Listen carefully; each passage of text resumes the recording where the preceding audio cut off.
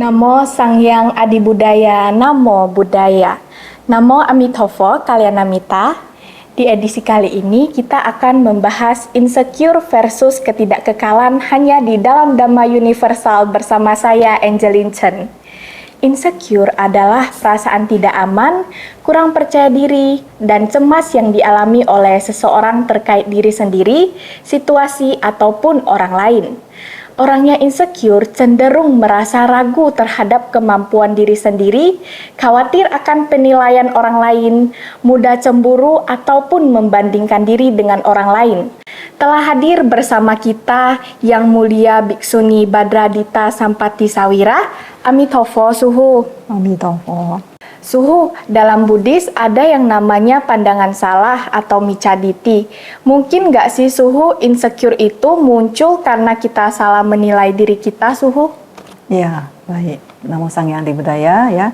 Kembali kita membahas masalah-masalah yang sering muncul di dalam masyarakat, terutama gadget ya, generasi muda.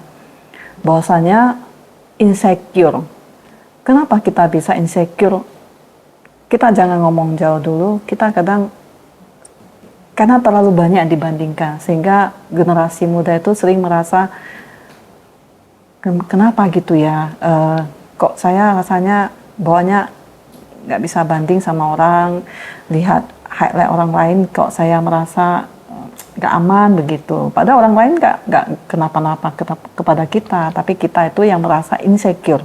Nah, insecure itu kalau di dalam bahasa sehari-hari itu seperti notifikasi.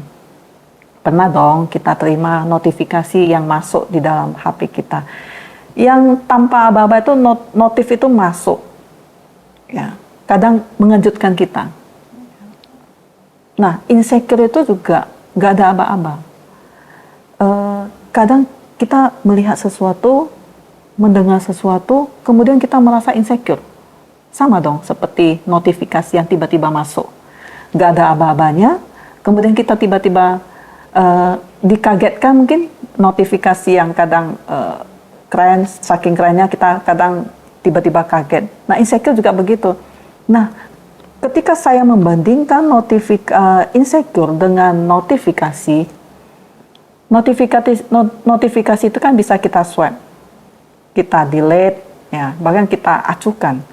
Insecure itu juga sebenarnya bisa kita lewatkan, bahkan kita delete. Jadi insecure itu sebenarnya bukan identitas kita. Itu hanya notifikasi yang hanya lewat sebentar. Jadi tidak ada seseorang pun di dunia ini yang selalu merasa insecure. Atau mereka yang mungkin PD-nya kebangetan juga terkadang bisa merasa insecure.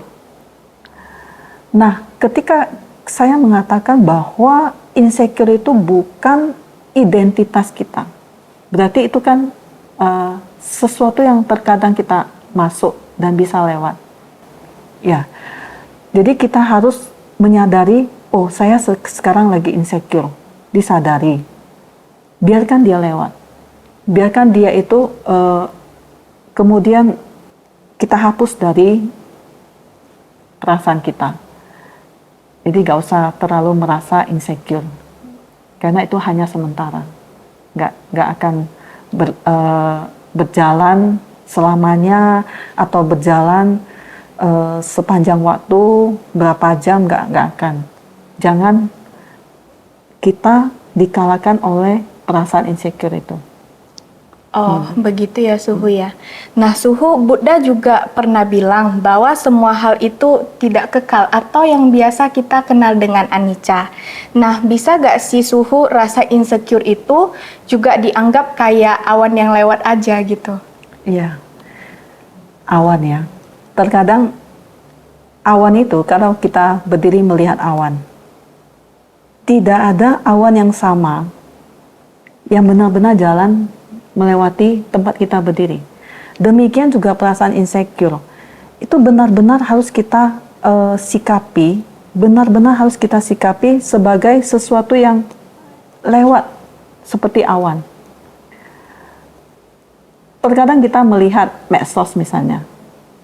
Kita melihat, padahal kita tahu medsos yang ditampilkan di medsos itu generasi muda.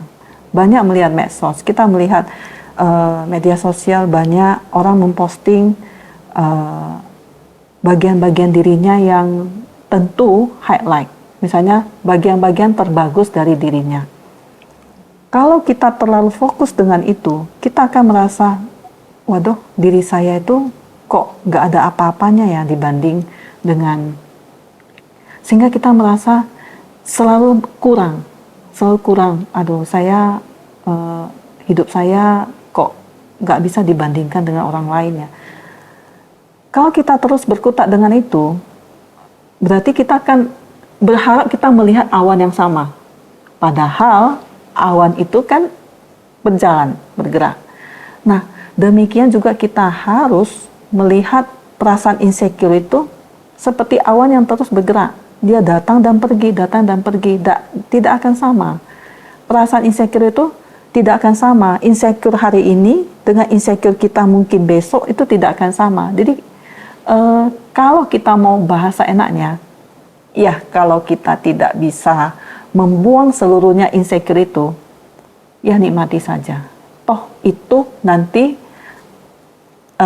akan berubah. Dan insecure kemudian yang datang di waktu lain itu tidak akan sama. Jadi boleh dimaknai sebagai awan yang terus datang dan pergi. Tidak akan bertahan tetap di sana. Baik, Suhu. Gimana sih caranya melatih mindfulness supaya kita gak terlalu terlarut dalam insecure seperti yang tadi Suhu bilang, Suhu? Ya, mindfulness kalau di dalam Buddhisme, mindfulness itu dilatih dengan sila, samadhi, sama panya. Nah, sila itu dilatih bahwasanya dengan sila seorang Buddhis, seorang umat Buddha itu bisa menyikapi sesuatu yang dia lihat, sesuatu yang dia dengar bisa diaplikasikan ke sila sehari-hari. Ya. Kemudian samadhi menjaga agar batin kita tetap tenang. Kita tidak bisa mencegah berita-berita dari luar yang membuat kita tidak merasa aman. Kita tidak bisa mencegah itu. Yang bisa kita cegah adalah bagaimana samadhi kita, batin itu kita bisa tetap tenang. Kemudian panya, ya, dari sila, dari samadhi kita kemudian bisa menumbuhkan kebijaksanaan. Jadi mindfulness itu harus dilatih setiap hari, setiap saat. Misalnya, kalau kita lagi nunggu lampu merah, kita bisa melatih mindfulness kita. Oh, saya merasa insecure sekarang. Latihlah, saya sadari, saya sedang merasa tidak aman. Disadari dulu. Ketika kita merasa timbulnya ketidakamanan di dalam diri kita merasa insecure, kemudian kita baru bisa mengobati insecure itu. Kalau kita tidak sadar, kemudian kita biarkan insecure itu tetap bersemayam, ya, tidak akan timbul kebijaksanaan. Panya kita tidak bisa keluar. Tapi kalau kita sadari itu, kita latih, baru kita bisa bijaksana. Insecure yang datang, oh itu toh hanya sementara, itu toh hanya seperti awan yang lewat. Pelatihan seperti ini continue, mindfulness di insecure datang, kita sadari, oh ini saya sedang merasa insecure, saya latih, saya samadhi, saya katakan, toh ini akan lewat, tarik nafas, kemudian kembali lagi sadari saya sedang duduk, saya sedang berdiri misalnya, saya sedang ngapain. Saya juga punya sisi positif dari diri saya juga punya sisi kebaikan dalam diri saya. Tumbuh kembangkan sisi positif dalam diri sendiri, sehingga kita tidak selalu merasa melihat orang lain, kemudian kita merasa insecure. Padahal kita punya sisi positif diri kita. Semua orang punya sisi positif. Tumbuhkan dalam diri kita. Mungkin itu rumus yang paling baik. Oh, baik Suhu. Sia-sia Suhu atas pemaparannya yang sangat luar biasa. Kalian Namita, segala sesuatu itu tidak kekal. So, hidup sesuai realita dan percaya diri saja. Nantikan topik selanjutnya hanya di dalam Dhamma Universal, Dhamma tak lapuk oleh waktu. Terima kasih.